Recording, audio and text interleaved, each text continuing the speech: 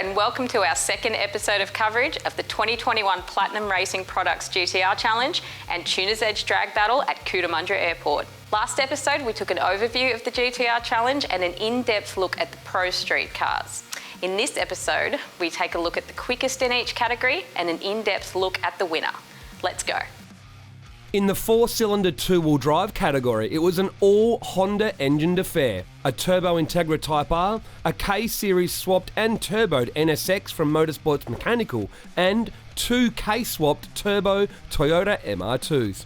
Adrian's BYP-built MR2 is still our only 8-second two-wheel drive and the record holder with an 8.791 at 169 miles per hour.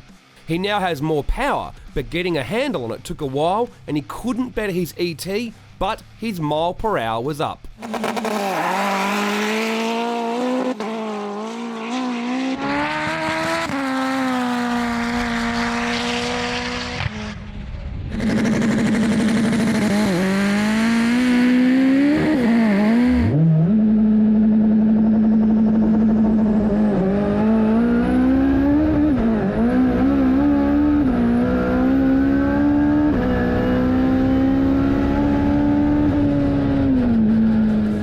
In the Elite Auto House four-cylinder all-wheel drive class, some big hitters and the record holders were missing this event, but Aiken's GTIR was flying, running a new PB and taking the category win.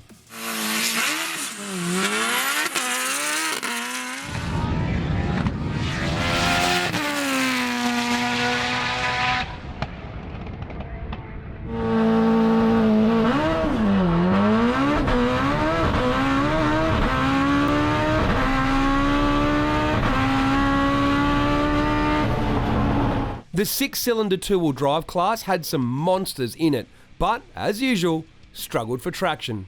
In the end, it was event newcomer Kyle Jarvis in the Cressida who took the category win before celebrating in style.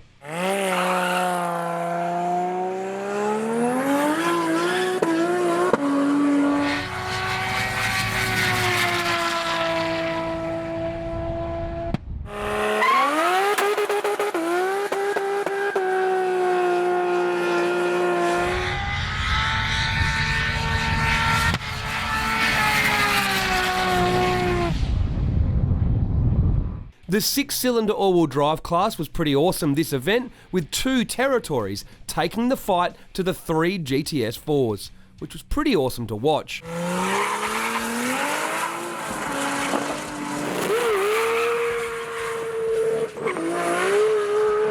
Roger came close to the win in Fear, running another 8.9, but it was the Caffers family from Renew Automotive taking the win again in their R33 GTS 25T converted to GTS 4.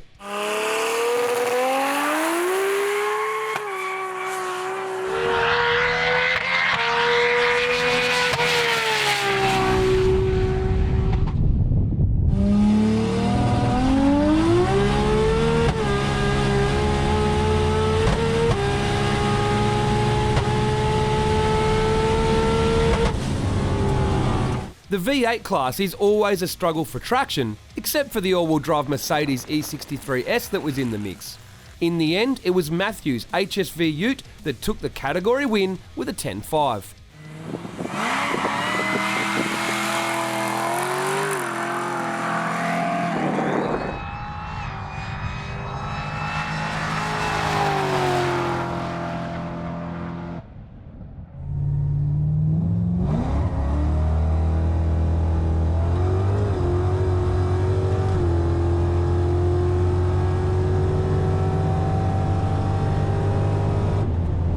The quickest car outright at the Tuner's Edge Drag Battle was the Precision Racing Lamborghini Huracan Performante.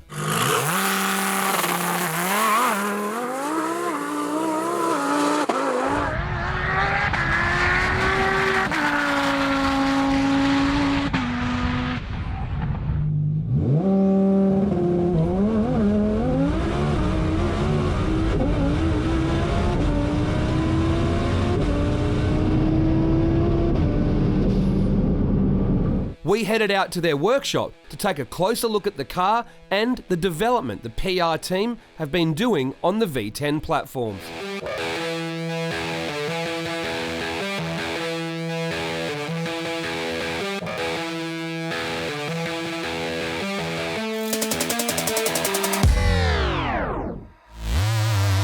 started off with the Evolution platform. We were a specialist. From that point, we wanted to go into the R35 GTR, you know, move on and get onto the next best thing.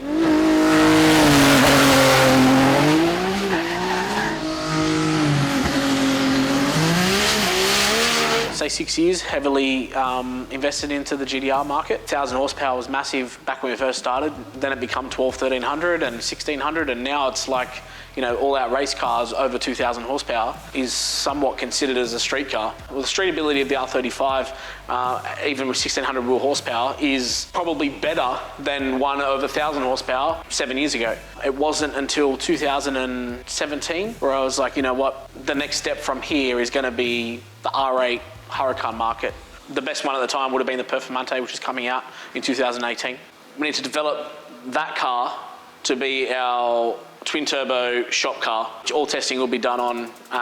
The only way I was going to modify this car was if Motec were going to come on board and design an ECU platform for them. After 9 months, the car arrived, and Motec done the development over 3 months just to get us an ECU in there and running, which then led us to another 9 months of testing aspirated without making any vehicle modifications.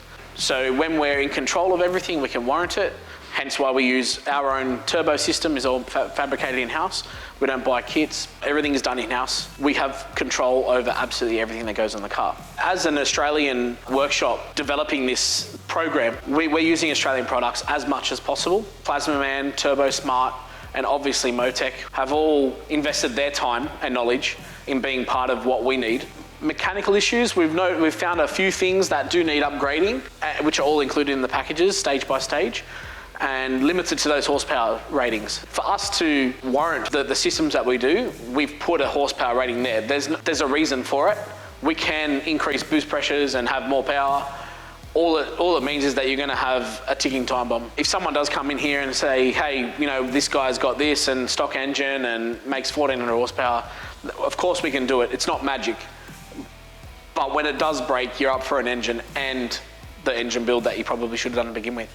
As for R&D, there was a lot of reworks on design. Fuel system design was a big thing as well. Intercooler water system is a big thing as well. Water to air intercoolers aren't the best for efficiency. You're kind of cooling, you know, 45, 50 degree water with potentially 40 to 45 degree Celsius air. The efficiency is not going to be there. Then you're trying to cool boost pressure, which is potentially 75, 80 degrees, or at the top of a run could even get to close to 100, depending on the boost pressure you're running. With this water that's passing through at 45 degrees, you haven't got much luck when it comes to that. Obviously, we can't run air-to-air intercoolers with these cars. So then we've integrated an interchiller system, which uses the factory aircon system to cool down the water that passes through the intercoolers. So we actually delete the heat exchangers. That water then passes through the intercoolers and keeps that air nice and chilled. And we've seen like a 40-degree difference in between using the interchiller versus the traditional heat exchanger system. It's cold to touch. It actually creates condensation on the intercooler. So it's, you know that there's a big difference there. So our stage one is sort of entry level. I've got a Huracan R8. I want a twin turbo system, not to come first in events. Right? I want it because it's fast, and it is fast. It makes 800 wheel horsepower. It's on 98 fuel, so there's no fuel change. There's no fuel system modifications. We cap it there, and then most people will go with the stage 1 plus. That includes the fuel system. We're able to run flex fuel and gains an extra 130 horsepower. Somewhat safer. It runs the same clutch. It runs the same turbo system. So we will warrant the stage 1 plus to 930 wheel horsepower. It can make more. It will make more, but we do recommend building the engine. Building the engine is then our stage 2, which adds the cost of building the engine. It's warranted, 1,400 wheel horsepower.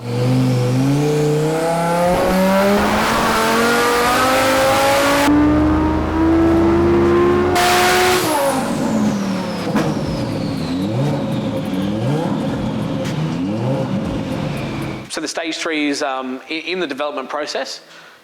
Testing will be at the end of this year. So stage 3 will be to address the driveline issues with the transmission, weak points. Once we get past stage 3, there'll be stage 4, which we're actually already starting on.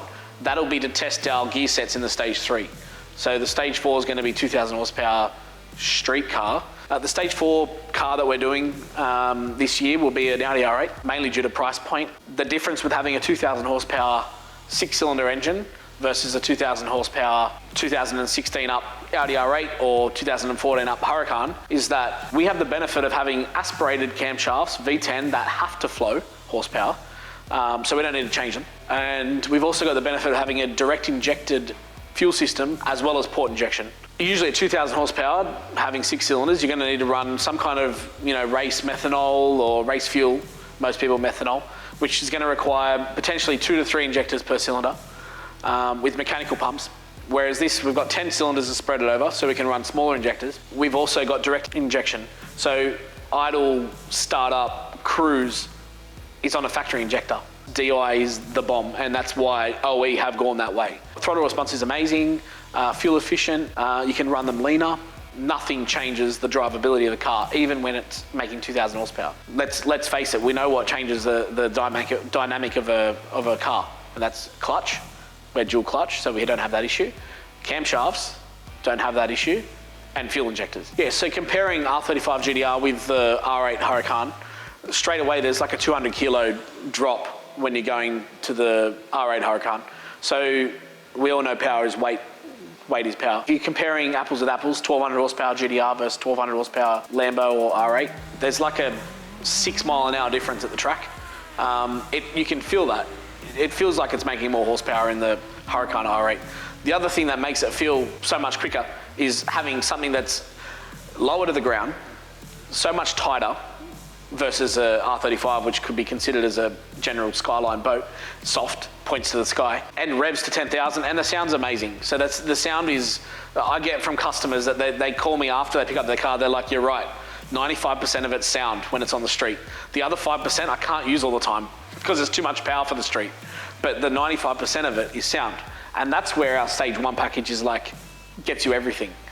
But the big guys from the GTRs have to go into something like a Stage 2 or 3 or 4. So over the last couple of years, testing with the twin turbo system, initially it got a lot of looks because it's not common in Australia at all. We first rocked up to Commodore, so many enthusiasts were excited. The sound was different, and then to see it perform as well. We didn't even go there to perform. Won Ultimate Street Car, and got a lot of people thinking. I know we had a few calls after Commodore with people from within other cars, non-GTRs, not our customers, kind of questioning how much is it to actually do this. So I feel like the market is going to change. It will be. We're going to get a lot of people move from other cars that are going to go into the R8 and the Huracan. They're just an awesome platform, and it was exciting. So the last couple of years we've learnt like a lot when it comes to the tuning of the platform. Horsepower is great, but if you can't get it down, it's absolutely useless. There's a lot of people out there that are, just as excited. There's a lot of people out there that aren't. It creates a lot of attention, which a lot of people hate. Rock up at any event, Cootamundra, roll racing, GDR festival, twin turbo Lambo, they're going to get a target on their back. People want to beat you. It doesn't matter how turned down you are, how much power it makes. Stage 1, Stage 4, it doesn't really matter. As long as something beats you, and they can say that they beat the twin turbo Huracan or whatever it may be, everyone's excited. Even though it could be a full race car that beats it, they don't look at it for the car that it is. The fact that it drives like factory, it has factory seats, and they're running a caged, fiberglass seat thing with no aircon. The other driver always looks at it and goes, well, I beat the Lambo. How much did you spend on the Lambo? And it's probably the same as what he spent on his race car. Water off a duck's back, and it just makes us keep going. So hence the R8. When we started Drag Battle in 2010, we could only dream of having a twin-turbo Lamborghini at our event. And now, it looks like we'll have more and more of them in the future. Our next episode of coverage will be the Turbo Smart Ultimate Street Car Competition. Make sure you hit the subscribe button so you don't miss out on all the action. See you then.